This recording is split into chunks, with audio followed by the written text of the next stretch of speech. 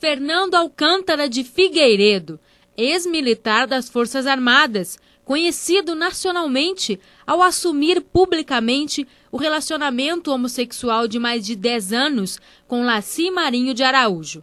Atualmente, ele está terminando a Faculdade de Direito.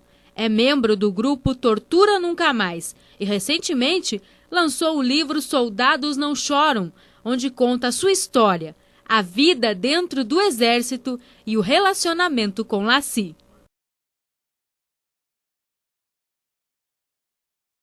A gente foi procurar a imprensa com o intuito de demonstrar uma verdadeira perseguição que já vinha se arrastando, tinha 2 anos. E não foi nada premeditado. A gente foi à procura da redação da revista Época, e eles entenderam o que realmente estava acontecendo e foi feita a matéria. A nossa intenção primeira era que o Exército se retraísse, porque em outros casos com a exposição pública o Exército normalmente ele se retrai. Só que no nosso caso foi diferente, porque a gente acabou atingindo uma coisa muito sensível, que é a demonstração do que ocorre de fato lá dentro do Exército.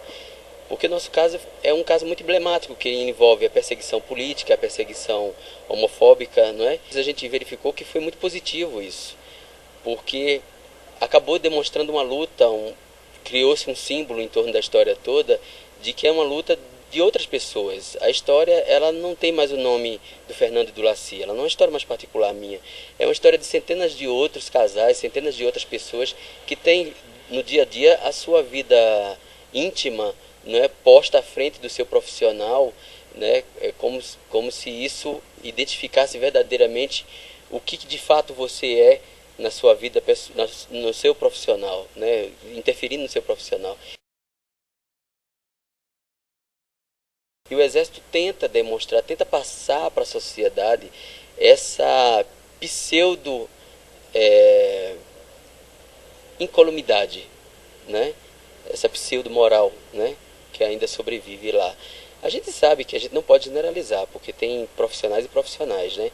Mas certamente eu posso dizer, assim, por experiência própria, que a minoria realmente trata a questão pública e a questão do profissional, a questão do pessoal com probidade. A grande maioria trata a máquina pública, gerencia aquilo ali tudo como há 100, 200 anos, desde o possível nascimento do Exército, como se de fato fosse uma coisa particular e que se pudesse lançar mão daquilo da forma que achar melhor. E é isso que a gente enxerga dentro das instituições militares. Lamentavelmente é isso. As pessoas realmente têm identificado que a nossa luta é válida, porque ela demonstra uma incansável busca por justiça, a palavra seria essa, de outras pessoas que são perseguidas lá dentro. Então, sejam superiores, sejam subordinados, sejam pares, lá dentro as pessoas têm uma identificação muito clara da coisa. É difícil assim você passar para as pessoas que são civis, porque é uma instituição fechada, né? E depois do golpe de 64 ficou mais fechada ainda. As pessoas não sabem de fato o que acontece por trás dos muros dos quartéis. As pessoas mandam os filhos para servirem às instituições militares, acreditando que lá a gente vai formar um cidadão de fato. E não é isso que acontece. E essa educação, essa postura, ela vem de família, não é? O Exército não tem esse papel constitucional. O papel constitucional do Exército é a defesa da pátria, se necessário for, não é? Além de outros atos de civismo, claro. Tem toda uma estrutura voltada para isso, para a formação moral, né? Todas aquelas tradições do próprio Exército. É uma coisa que eu vejo como positiva, de fato. Mas isso não vai ditar se você vai ser uma boa ou uma má pessoa para a sociedade. E, infelizmente, o Exército ainda tenta confundir muito a cabeça das pessoas. Ainda tem essa postura secular de tentar crer que o Exército vai mudar alguém. Eu fico muito triste porque quando você está numa profissão, quando você escolhe uma profissão, você escolhe porque você acredita que você tem vocação. É uma vocação, não é? E é uma coisa que a gente sempre bate na mesma tecla e sempre pergunta, inclusive a gente comenta com as autoridades. Como é que uma pessoa que tem 13 anos de serviço, né, que era mais ou menos o tempo que o Laci tinha, 13 anos de serviço, como é que uma pessoa de uma hora para outra vira criminoso, indisciplinado, A pessoa que tem uma ficha absolutamente limpa, tem elogios consignados, inclusive, em seu histórico militar. Então é uma coisa que o Exército não consegue responder. De fato, a gente gostava do que fazia, porque senão, ou já teríamos saído, ou seríamos pessoas que tivéssemos uma ficha bastante complicada, né? Seríamos pessoas complicadas dentro da instituição. E não era isso. A gente gostava de fato do que fazia. Uma coisa que eu não me conformo é essa postura de tentar desacreditar que uma pessoa, por ser homossexual, ela não é tão importante para a nação quanto a pessoa que é heterossexual. Porque o meu sangue, ele vale tanto quanto o sangue de um heterossexual no campo de batalha, né? Se o Brasil, por acaso, tivesse que enfrentar uma guerra, a minha combatividade seria tão válida quanto a de um heterossexual qualquer. E é isso que a gente quer demonstrar. A gente acabou tentando demonstrar isso com o nosso ato, mesmo que de forma impensada, que o profissional, ele não tem nada a ver com o pessoal. A questão da homossexualidade, ela é uma questão absolutamente íntima. É uma coisa muito íntima e que cada indivíduo é que deve saber trabalhar isso aí. E as pessoas devem entender que isso é uma coisa normal, perfeitamente normal. Ninguém é doente por ser homossexual e ninguém, de fato, pediu para ser homossexual. Aquele ato de desespero ficou para trás uma série de coisas e uma delas era ter tido tempo de conversar com nossos familiares. Mas foi uma coisa tão involuntária e tão rápida que realmente não teve como fazer. Mas hoje eles aceitam com mais tranquilidade. O meu pai, ele ficou quase um mês sem falar comigo, porque de fato é um choque muito grande para a pessoa da idade dele ter que administrar isso tudo.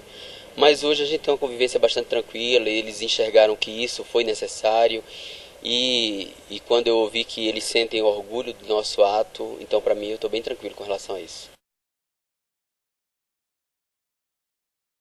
A gente sabe que é uma grande caminhada, que de repente esse processo ele tenha desdobramentos, ele resulte em outras questões políticas, mas é uma coisa bastante positiva porque dentro do próprio Supremo Tribunal Federal já existe uma postura de reconhecimento administrativa dos casos de casais homossexuais da casa, né? Assim como o Ministério Público Federal, né?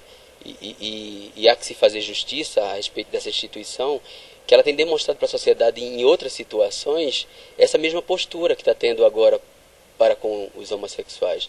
Eu acho isso muito positivo e acredito que a gente tem um desdobramento favorável para os casais homossexuais de fato. O livro ele veio coroar toda essa perseguição, toda essa nossa história emblemática, né? Muito mais do que uma questão financeira, para mim, ele é um registro histórico, porque o livro, particularmente no Brasil, ele não enriquece ninguém, né? A gente não busca isso, a gente não busca, assim, essencialmente um retorno financeiro. Isso seria importante, de fato, seria muita demagogia da minha parte falar que não, mas a gente espera muito mais um registro, né? Porque o livro ele é uma biografia minha e do Laci, só que contada por mim.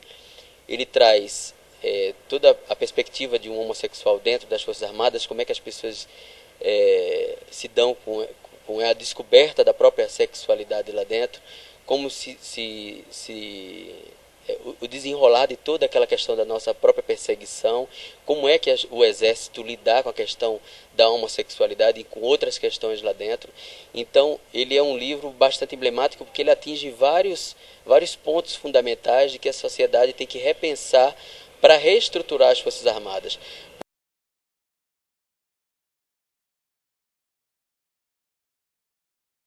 A mensagem que eu teria que passar não seria só para a comunidade LGBT, seria para todo e qualquer cidadão. Não se deixe abater jamais por qualquer tipo de perseguição, por qualquer ato que venha a macular o que você entende por honra, respeito, probidade. São coisas que vêm de dentro do seio familiar. Não se deixe abater por qualquer tipo de ato de perseguição. Tenha coragem, lute, que a gente vai conseguir fazer desse mundo um lugar melhor para se viver.